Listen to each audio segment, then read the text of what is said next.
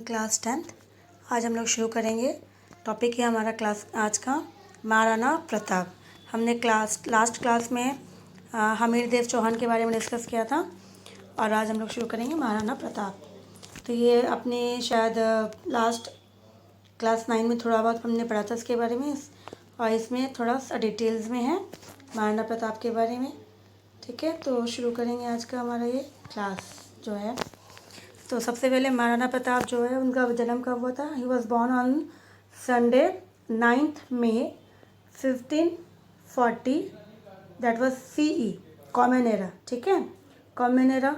और विक्रम संवत में जानते हैं जो इंडियन कैलेंडर के हिसाब से इनका डेट अलग आ जाएगा 1597। तो ये विक्रम, तो आप अगर इसको मेंशन करोगे तो VS लिखना पड़ेगा विक्रम संवत, नहीं तो आपको जो इंटरनेशनल चल रहा है CE उसको फॉलो करोगे तो आपको 1540, तो उसका कितना हो जाएगा? डेट ऑफ जो इनका बर्थ है 1540 CE 9 में। ठीक है, सो इन बदल महल, तो इनका जो जन्म हुआ था बदल महल में। ये कहाँ पर है? Of Kumbhalgarh fort. Kumbhalgarh fort में ये है कत्तरगढ़। कहाँ पे ये कुंभलगढ़ फोर्ट कहाँ है exact? Kattargarh. Pratap was the eldest son. कहा जाता प्रताप जो थे वो बड़े बेटे थे किनके? उदय सिंह के।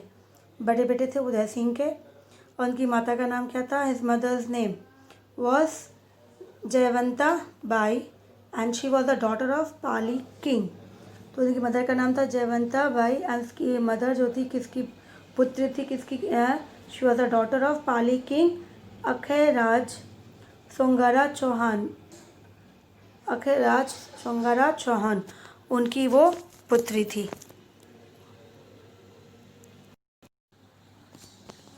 तो ये उनकी डॉटर किसकी पुत्री थी? किंग पाली अखयराज सोंगारा चौहान की ये पुत्री थी। Now the childhood of Maharana Pratap past in Kumbhalgarh. इनकी पूरी महाराणा प्रताप का जो बचपना था वो कुंभलगढ़ में ही वो बड़े पले। उसके बाद Maharana Pratap got married to Ajabde Panwar, इनकी पत्नी का नाम था। तो इनकी शादी जो हुई बड़े होने के बाद महाराणा प्रताप की किसके साथ? अजबदे पनवर इन 1557 में। तो इनका देखो बहुत ही कम एज में इनकी शादी भी हो गई। 1540 में ही बर्न, इसकी जन्म हुई थी। फिर महाराणा प्रताप 1557 में शादी हुई इनकी। And she gave birth to Amar Singh on 16 March 1559 में। और उनके बाद में उनका पुत्र हुआ अमर सिंह। कब हुआ था? 1559 में। तो इसी तरह से इनकी देखा गया कि अच्छा खासा चल रहा था, बड़े हुए हैं। फिर बचपना इनका जो है कोमलगढ़ में इन्होंने इनका बचपना पूरा वो वहाँ पे बड़े हुए हैं। फिर बड़े होने के बाद उनकी शादी हुई। फिर उनका बेटा हुआ Amar Singh. So when he was at the age of 32, जब वो 32 के एज के हुए महाराणा प्रताप, उस समय उनके पिता जो थे उनकी देहांत हो गई। He died on 20th Feb 1572. So where did he died? In गोकुंडा on festive holy day. तो मतलब जो होली का त्यौहार था उस दिन, और जगह कौन सा था? गोकुंडा। ठीक है, तो उसमें कहा जाता है उदय सिंह जो है उनको उसी दिन मतलब गोकुंडा में ही उनको वहाँ पे ऐसा was cremated in गोकुंडा itself। तो उनकी जो अंतिम मरने के बाद जो समाधि इस तरह से बना दी गई, तो उसको वहीं पर ही गोकुंडा में ही कर दिया। फिर ऑन 28 फरवरी 1572 में the lords and people of Mewar, तो उस एरिया के जो मुखिया थे, जो लॉर्ड्स थे, ठीक है, बड़े जो मुखिया होते हैं, और बाकी जो लोग थे मेवाड़ के, सभी ने उनकी इच्छा से, उनकी राय जो थी, सभी ने क्या बोला कि अब किसे राजा बनाया जाएगा, इंथ्रोन किसको किया जाएगा। तो उन लोगों ने ऐसा महाराणा किसको बनाएंगे, तो उन्होंने क्या किया? महाराणा प्रताप को। तो Mewar enthrone him in the form of Maharana. Maharana Pratap को उन्होंने इंथ्रोन किया कि वो हम अब से हमारा महाराणा कौन रहेगा? प्रताप रहेंगे। On a place called Mahadev Bavri situated in Gogunda. तो जगह कौन सा था जहाँ पे उनको घोषित किया कि वो महाराणा रहेंगे? Mahadev Bavri situated in गोकुंडा। अब यहाँ पे उनको तो घोषित कर दिया गया कि वो यहाँ पे अब जो है ही विल बी रूल्ड और control the area as a Maharana. Now, Jagmal, who was nominated as a successor by Maharana Uday Singh, was deprived of throne by the elderly Lord of Mewar. लेकिन उसके पिता जो थे उदय सिंह जो थे उन्होंने किसको अपने जीवित रहते हुए जगमल को कहा था कि जगमल जो है मेरे बाद महाराणा उदय सिंह ने जगमल को कहा था कि वो बनेगा सक्सेसर, कि उनके बाद सक्सेसर कौन होगा? जगमल होगा। लेकिन उनकी मरने के बाद जो भी एल्डरली थे, जो वहाँ के लोग थे, लॉर्ड्स जो मुखिया थे, उन्होंने जगमल को पसंद नहीं किया और जगमल को उन्होंने महाराणा नहीं बनाया। उन्होंने किसको बनाया?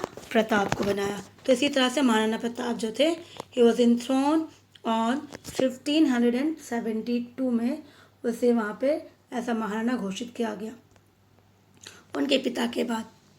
Now in 1570s Nagaur court of Akbar was held in which most of the Rajput excluding Mewar accepted the sovereignty of Akbar।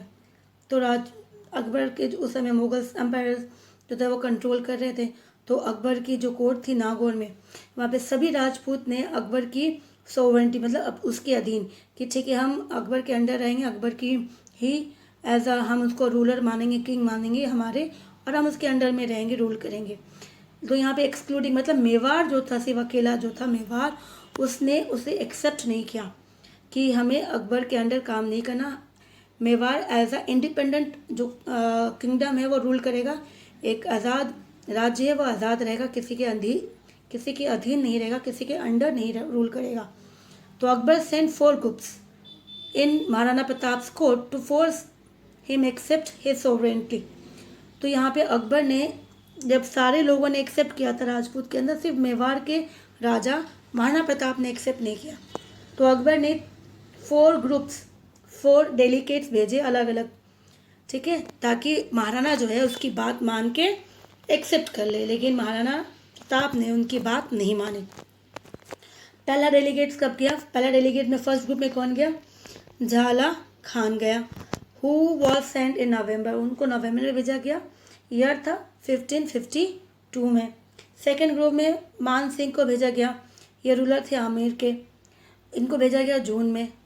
Convince करा था कि प्रताप जो है उनकी बात मान ले और अकबर के अंडर में आ जाए, उनकी सोवरेंटी मतलब उसके अधीन हो जाए।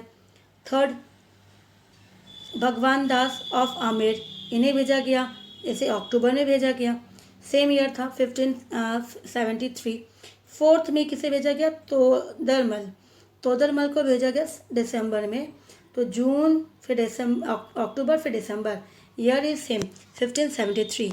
लेकिन प्रताप ने किसी की भी नहीं मानी और जितने सारे 4 डेलीगेट्स गए थे वो अनसक्सेसफुल रहे, प्रताप को कन्विंस नहीं कर पाए। Then Akbar decided to make Pratap a prisoner of war. तब अकबर ने डिसाइड किया कि जब प्रताप ने उनकी बात नहीं मानी तो मैं उसे क्या करूँगा? वॉर के दौरान, युद्ध के दौरान हराने के बाद उसे बंदी बनाऊँगा। और वो जब वॉर के दौरान जब कोई हार जाता है तो उसको प्रिजनर ऑफ वॉर कहा जाता है। तो प्रताप तो उसने अकबर ने क्या कहा कि उसने सोचा कि अब मुझे प्रताप को हराना है और मुझे उसे बंदी बनाना है। This plan of making him a prisoner was drafted in Ajmer. तो इस तरह से उन्होंने शुरू कर दी प्लानिंग, और ये पूरी जो प्लानिंग थी कहाँ पे बनाई गई? अजमेर के फोर्ट में, जो आज कहा जाता म्यूज़ियम। प्रेजेंटली अभी वो म्यूज़ियम बना हुआ है। और जब ब्रिटिशर्स जब वहाँ पे यूज़ ने कब्ज़ा किया तो ब्रिटिशर्स ने उसको स्टोर हाउस ऑफ वेपन बनाया था। इन द कॉलोनियल पीरियड में स्टोर हाउस करके रखा था कि जितना सारा वेपन्स है वहाँ पे वो स्टोर करके रखते थे। और प्रेजेंटली आज ये अजमेर वाला जो फोर्ट है वो म्यूज़ियम है। तो इसी तरह से वहाँ पे ये ड्राफ्टिंग की गई, प्लानिंग की गई कि किस तरह से प्रताप को युद्ध में हराया जाए। ना it is also known as magazine. तो इस फोर्ट को जिस तरह से कॉलोनियल पीरियड ने यूज़ किया था स्टोर हाउस, इसे इस तरह से इसको कहा जाता था मैगज़ीन। अब अकबर ने क्या किया? अपॉइंट किसको किया? मान सिंह को as a chief commander of this battle. अब जो युद्ध की प्लानिंग की गई तो इसके कमांडर किसको बनाया गया? मान सिंह को। और मान सिंह को असिस्ट करने के लिए कि मान सिंह को कौन हेल्प करेगा? असफ खान, जो उसको असिस्ट करेगा मान सिंह को। ये प्लानिंग हो गई। अब उसके बाद प्लानिंग के बाद ऑन 3 अप्रैल 1576 मान सिंह युद्ध के लिए निकल पड़ा। मान सिंह अप्रोच टुवर्ड अजमेर, वो अजमेर तक पहुंचा और उसके साथ बहुत ज़्यादा सेना थी, massive army. And he led his first camp, क्योंकि ये अब धीरे धीरे मेवाड़ तक जाएंगे तो उसको सबसे पहले रुकना पड़ेगा रास्ते में। तो उन्होंने पहला कैंप अपना पहला जो रुका वो अब कहाँ पे रेस्ट किया इन्होंने? मंदलगढ़ में। And he stayed for 2 months और वो वहाँ पे कितने दिन तक रुके? 2 महीने तक रुके, वहाँ पे स्टे किया। And later he led camp in a village name Molina. उसके बाद उन्होंने दूसरा कैंप कहाँ बनाया? उसके आगे बढ़े तो मोलिना ऑफ खोमनूर नियर नाथवाड़ा। ठीक है, तो इस तरह से सेकेंड कैंप इन्होंने बनाया। अब इस जो धीरे धीरे आगे बढ़ रहे थे, इसकी न्यूज़ जो थी कि रॉयल जो किंग है, रॉयल सेना जो है अकबर की, वो आगे आ रही है। और ये खबर जो है महाराणा प्रताप तक पहुंच गई। अब महाराणा प्रताप ने भी अपना कैंप, अब ये भी चुपचाप तो बैठेंगे नहीं, युद्ध करेंगे। जब युद्ध के लिए सामने वाला दुश्मन आ रहा था तो इन्होंने भी युद्ध की तैयारी की और इन्होंने भी अपनी जो थी तैयारी करने के बाद अपनी सेना को आगे लेके शुरू कर दिया आगे बढ़ना। और इन्होंने भी अपना कैंप कहाँ लगाया? उन्होंने चूज़ की हल्दी घाटी। हल्दी घाटी जो है वो माउंटेन्स एरिया है और उसके जो बीच में रास्ता बहुत छोटा है, बहुत ही कम नैरो स्पेस होता है। तो महाराणा प्रताप ने अपनी दिमाग ट्रिक यूज़ की कि क्योंकि जो रॉयल सोल्जर्स है वो बहुत बड़ी सेना है, इतनी बड़ी सेना जो है उसके सामने लड़ना तो मुश्किल हो जाएगा। तो उसने यूज़ किया कि हम इसको यूज़ करेंगे इस ट्रिक को कि हम हल्दी घाटी में ही लड़ेंगे। तो ये हल्दी घाटी जो है पहाड़ जो है कहाँ पे है? हिल्स ऑफ गोकुंडा एंड खमनोर, ये उनके बीच में है। और ये वैली है, कहा जाता है इसमें एक इंसान ही जा सकता है एक समय में, एट वन टाइम। सारे लोग एक साथ नहीं जा सकते, 1 person at a time. Therefore even after having a fewer soldiers, क्योंकि प्रताप के पास उतना सोल्जर्स नहीं था कंपेयर टू अकबर। अकबर के पास जितनी सेना थी उससे कम सेना थी महाराणा प्रताप के पास। तो इसके लिए महाराणा प्रताप ने इस एरिया को चूज़ किया क्योंकि उन्हें पता था कि इस एरिया जो है ये एरिया बहुत ही ईजिली इनको पता था, इनकी सेना को पता था और ये ट्रिक्स भी पता है उनको कि किस तरह से छिप के हम अटैक कर सकते हैं दुश्मन के ऊपर। तो इसीलिए उन्होंने इस हल्दी घाटी को चूज़ किया ताकि कम सेना रह के भी वो इससे आराम से जीत सकते हैं। So on the other hand Mughal soldiers could lose their way, और उनको पता था कि अगर इस तरह से लड़ेंगे तो मुगल्स की सेना जो है हार जाएगी, शायद लड़के हारे या फिर भूखे रह के वहाँ पर, क्योंकि उससे बाहर निकलना बहुत मुश्किल है। So the finally the two आर्मीज confronted each other on 18 जून 1576। तो उसी तरह से दोनों सेना आमने सामने किस दिन हुई, कब शुरू हुआ? 18 जून को 1576 में। After the declaration of war in the morning, सुबह मॉर्निंग में युद्ध की घोषणा कर दी गई और ये युद्ध शुरू हो गया 18 जून 1576। Now, the first attack of Rajput upon the Mughals army was so intense that the Mughals runs toward all directions to save their life. अब जिस तरह से महाराणा प्रताप ने प्लानिंग करके रखा था तो वैसे ही उन्होंने जब अटैक किया मुगल्स आर्मी के ऊपर, तो मुगल्स की आर्मी जो थी वो उसको समझ नहीं आया कि एक्चुअली लोग कहाँ से आए अटैक करके और वापस कहाँ चले गए। और इसी तरह से सारी सेना जो थी वो बहुत ज़्यादा घबरा गई और तितर बितर हो गई, अपनी जान बचाने के लिए भागने लगे कि कोई दिख नहीं रहा है कहाँ से आ रहे हैं और कहाँ से वापस चले जा रहे हैं। So in this battle, in the first phase, क्योंकि ये फेस वाइज था युद्ध हो रहा था, सो जिसमें फर्स्ट फेज में कहा गया हकीम खान सूर लीडरशिप। तो इसकी लीडरशिप्स के अंदर हकीम खान सूर की लीडरशिप के अंदर में हकीम खान सूर लीडरशिप्स रिमेन सक्सेसफुल। तो इसी तरह से उसकी जो फर्स्ट बैटल में आराम से इसके अंडर में जो लीडरशिप कर रहे थे तो वो आराम से जो थे सक्सेसफुल रहे। उनका पहला अटैम्प्ट जो था प्रताप का वो सक्सेसफुल रहा। Mughals historians Badauni who was present with the Mughals army also ran away from the battle field. कहा गया मुगल्स हिस्टोरियंस जो कहानी बदौनी ये उनके साथ थे लेकिन वो भी वहाँ से जान बचाने के लिए वहाँ से भागे। Mitar Khan who was the incharge of reserve force of the Mughal circulated rumours. और मित्तर खान जो थे वो अलग से एक्स्ट्रा सोल्जर्स को लेके रिजर्व कि आगे जो सेना गई अगर उनको अगर कम पड़ेगा तो पीछे से वो और सेना लेके खड़े थे। तो ये रिजर्व सेना को लेके खड़े थे वहाँ पर। तो इन्होंने क्या किया, इन्होंने एक न्यूज़ जो है सर्कुलेट कर दिया। जब देखा कि मुगल्स की सेना जो है वहाँ से भाग रही है जान बचा के, तो उन्होंने एक रूमर फैलाया। क्या रूमर फैलाया? That the emperor Akbar is himself coming along with a massive army. तो यहाँ पे उन्होंने एक रूमर फैला दी, अफवाह फैला दी। अफवाह में क्या था कि उन्होंने बताया कि अकबर जो है खुद इस युद्ध में खुद आ रहे हैं और बहुत सारा सेना लेके आ रहे हैं, बहुत सारे आर्मी लेके आ रहे हैं, सोल्जर्स लेके आ रहे हैं। Hearing the news of the Akbar's assistance, the Mughals army got some strength and they again proceeded forward to confront the Rajput. तो ये न्यूज़ सुन के सोल्जर्स जो थे वो थोड़ी उनको हिम्मत आई कि चलो हमारे लिए जो है अकबर आ रहा है खुद और हमारे लिए लड़ने के लिए, हमारी जान बचाने के लिए, तो हम भी वापस खड़े हो जाते हैं और हम लड़ते हैं। तो इसी तरह से वो वापस खड़े हुए लड़ने के लिए राजपूत से।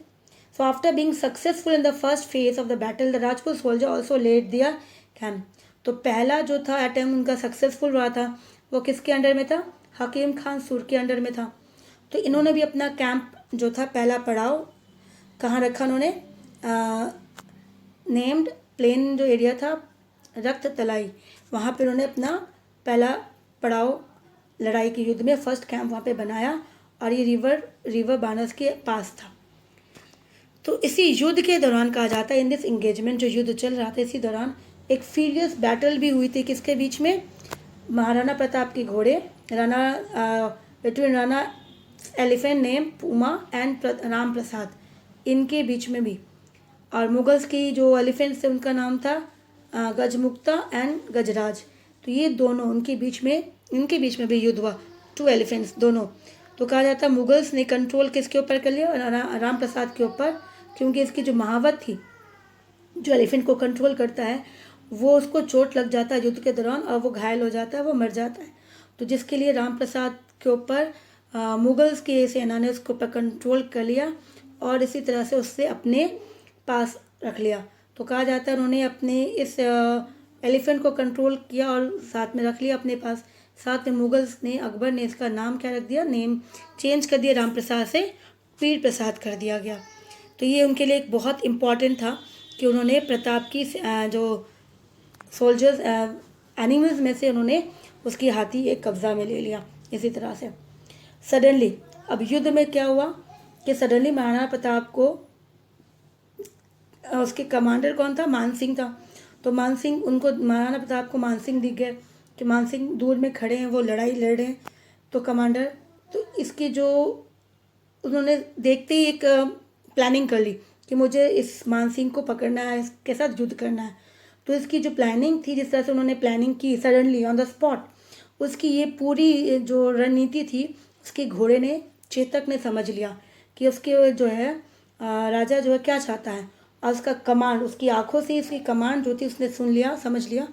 और वो कमांड को सुनते ही, समझते ही वो किसके पास गया? दौड़ते हुए मान सिंह के पास गया। जो मान सिंह एलिफेंट पे राइड कर रहा था, नेम मर्दाना, ठीक है। तो उसकी एलिफेंट का नाम था मर्दाना और प्रताप जो घोड़े पे सवार थे उस घोड़े का नाम था चेतक। तो इस तरह से चेतक ने अपनी मास्टर की कमांड्स को समझते ही वो प्रोसीड किया। किसके पास गया? मान सिंह के पास। और अपनी पैर उठाई और उसके हाथी के सर पे मारा। तो हाथी के सर पे जैसे मारा उसने, तो साथ साथ महाराणा प्रताप ने भी अपनी कमान से एक बहुत बड़ी तीर जो छोड़ी मान सिंह को मारने के लिए। लेकिन मान सिंह जो था, हाथी जो महावत था, महावत के पीछे वो छिप गए।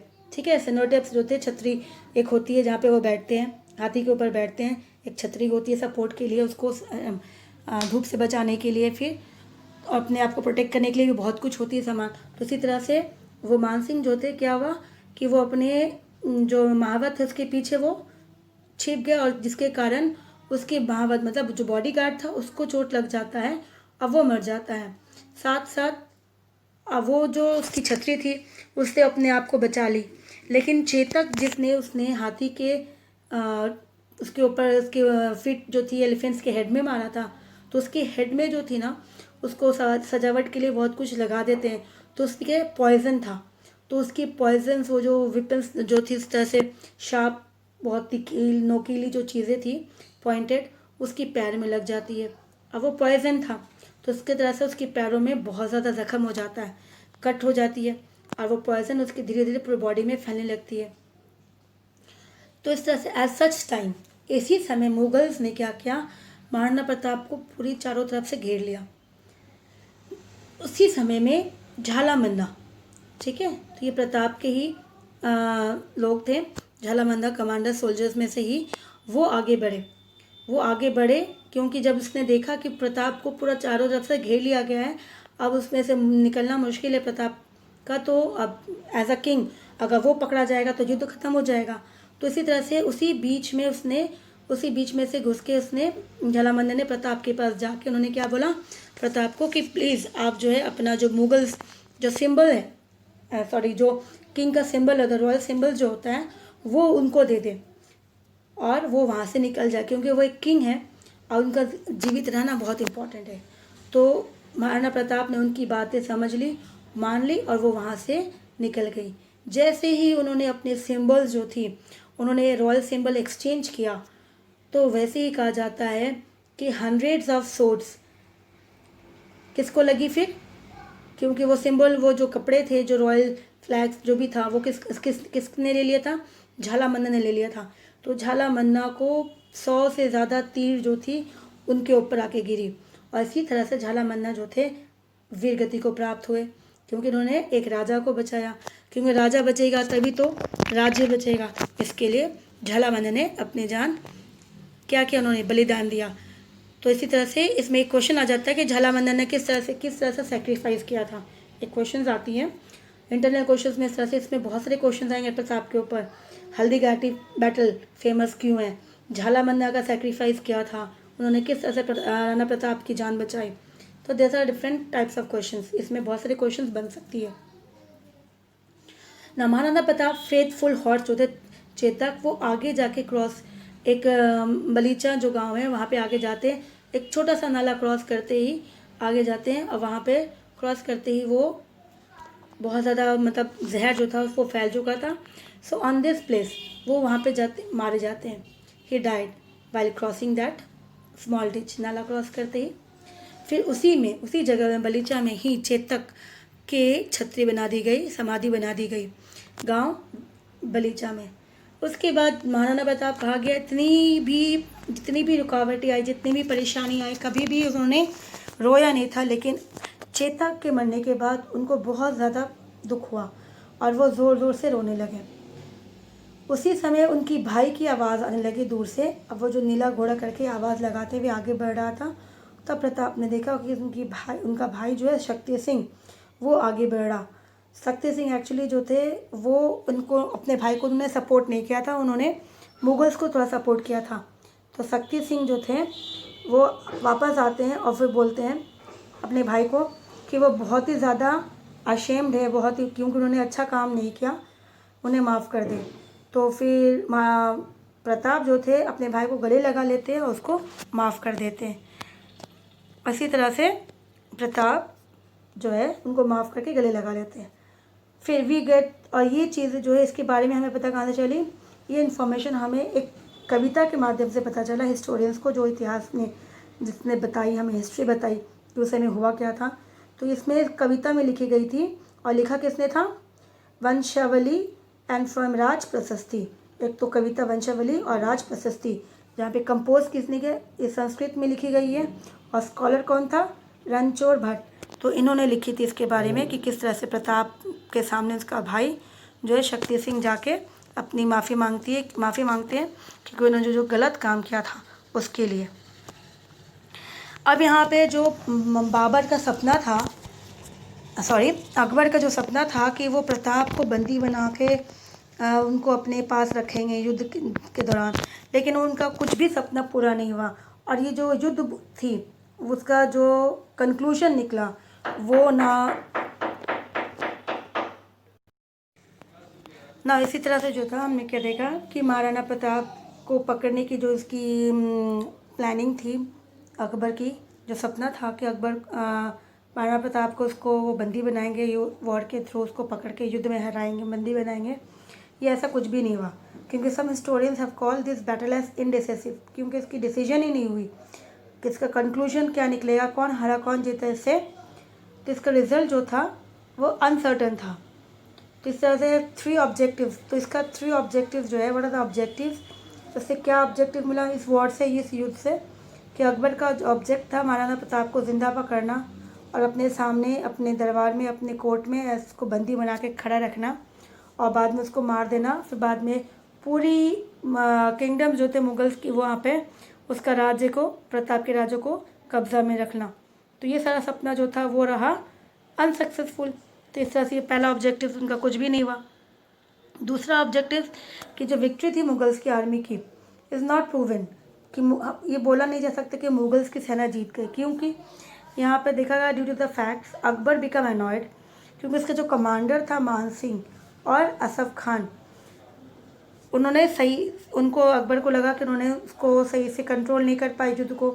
तो इसीलिए अकबर ने अपना गुस्सा क्या किया, इन पे निकाला और इनकी जो दौड़ी थी, मतलब जो ग्रांट दिया जाता था, इनकी जो पेमेंट सैलरी होती थी, कि एक एरिया दे दिया, ज़मीन दे दिया, और उनसे वो क्या करते थे, डायरेक्टली उनसे वो टैक्स कलेक्ट करते थे, जिसको ग्रांट्स बोलते हैं इंग्लिश में, और हिंदी में दौड़ी के नाम से बोला जा रहा है। तो उनसे वो छीन लिया कि उनको नहीं मिलेगा, इस तरह से। Now the Mughals army had become desperate. साथ साथ जो मुगल सेना थी मेवाड़ में जब तक थी, वो बहुत ज़्यादा डेस्परेट हो गई कि युद्ध जो भी रिजल्ट हुआ वहाँ से तो प्रताप चले गए, और वहाँ पे जो राजपूत सेना थे उनके साथ उनकी बन नहीं रही थी। तो did not dare to follow the Rajput, कि राजपूत के अकॉर्डिंग वो फॉलो नहीं करना चाहते थे।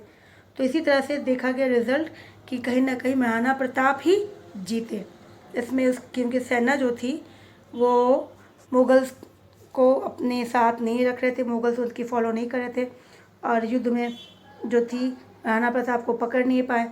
और साथ साथ जो उसके 2 सेना कमांडर थे मान सिंह और असफ खान, उसकी अकबर ने क्या किया, उसकी दौड़ी जो है डिसकंटिन्यू कर दी कि उसको पेमेंट कुछ नहीं मिलेगा। तो उस तरह से देखा गया, उसको पनिश किया गया।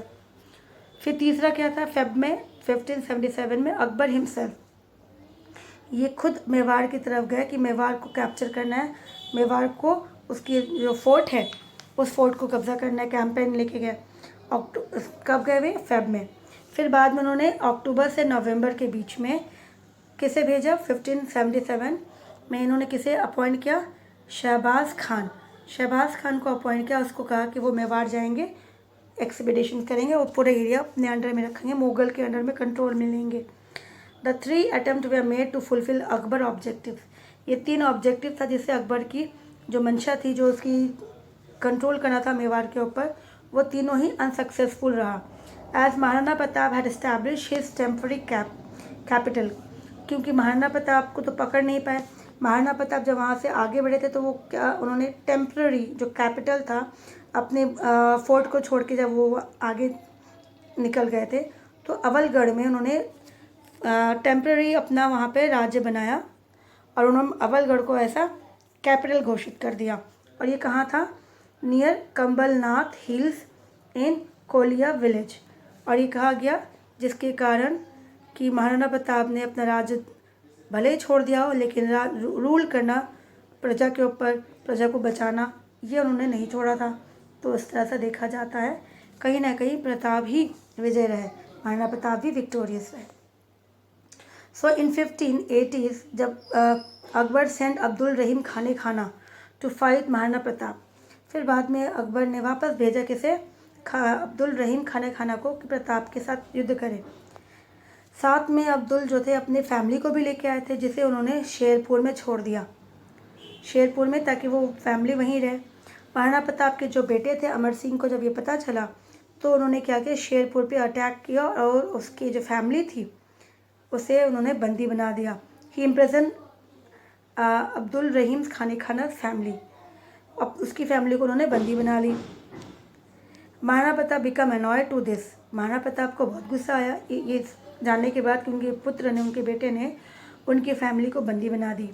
And he asked Amar Singh to release the family of Abdul Rahim Khana and send them back in respective वे।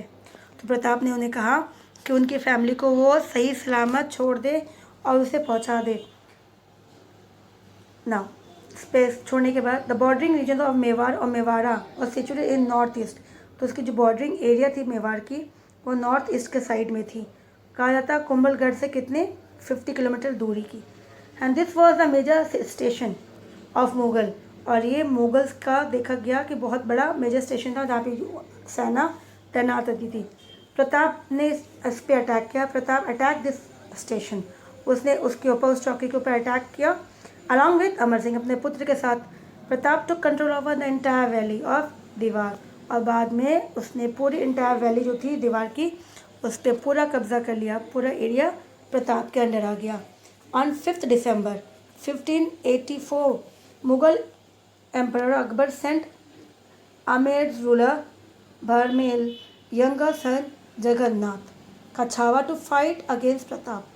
वापस से दिसंबर में 1584 में मुगल्स अकबर ने किसे भेजा? आमेर के रूलर जो थे बरमल, उसके जो छोटे बेटे थे जगन्नाथ कछावा, उन्हें भेजा गया प्रताप से लड़ने के लिए। Jagannath Kachhawa was also remain unsuccessful, ये भी इन्हें भी जीत हासिल नहीं मिली। And in addition to this, इसके अलावा ही डाइड इन मंदलगढ़, इसके अलावा ये मारे भी गए मंदलगढ़ में। महाराणा प्रताप इन्वेडेड आमेर, महाराणा प्रताप ने आमेर को इन्वेड किया, वापस उनसे छीना। And took the revenge and looted the places, अपना बदला लिया और वहाँ से जितना हो सके जो भी चीज़ें मिली उन्होंने उनसे छीन ली, लूट लिया। He also build a Shiv temple, उन्होंने शिव टेम्पल बनाई। कहाँ नाम रखा? नीलकांत महादेव नियर झालरा पौंड के पास में ही एक मंदिर बनाई, शिव टेम्पल, नीलकंठ महादेव नाम रखा।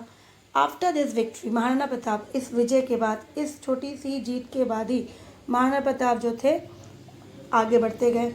Defeated Luna Chavandiyas of south western part of Mewar, इसके बाद जो भी मेवाड़ के आसपास के जो एरिया थे, जो छोटे मोटे राज्य था जो मुगल्स को सपोर्ट कर रहा था, वो धीरे धीरे उनसे वो लड़ने लगे, उनको हराने लगे। तो लूना चवंदियस जो साउथ वेस्टर्न पार्ट मेवाड़ के थे उन्हें भी उन्होंने हराया, ठीक है, डिफीट किया। And was in the famous and was famous in the name of छप्पन, जो छप्पन करके बहुत ज़्यादा फेमस है। एंड इन 1585 में and made Chavand as is capital of emergency time, और फिर बाद में उन्होंने चवंद को ऐसा कैपिटल बनाया, घोषित किया इमरजेंसी के समय में। वो कहाँ पे? तो इस तरह से चवंद को ऐसा कैपिटल घोषित किया for emergency purpose. Again from 1585 में Chavand remain the capital of Mewar for the next 28 years, तो वहाँ 1585 से चवंद कितने दिनों तक रहा? 28 ईयर्स तक मेवाड़ का कैपिटल बना रहा है। महाराणा प्रताप ने फिर वहाँ पे वापस एक मंदिर बनाई, Chamunda Devi temples at this place, ठीक है, तो चामुंडा देवी टेम्पल्स उन्होंने बनाया उस जगह में। उसके बाद तो ये पिक्चर देखो वो वाला मानसिंह वाला है कि मानसिंह को किस तरह से अटैक कर रहे थे ये रहा प्रताप, उनका वो घोड़ा चेतक, इस तरह से पैर जो थे, लेकिन इसके साथ ये रहा उसके एलिफेंट के सर पे।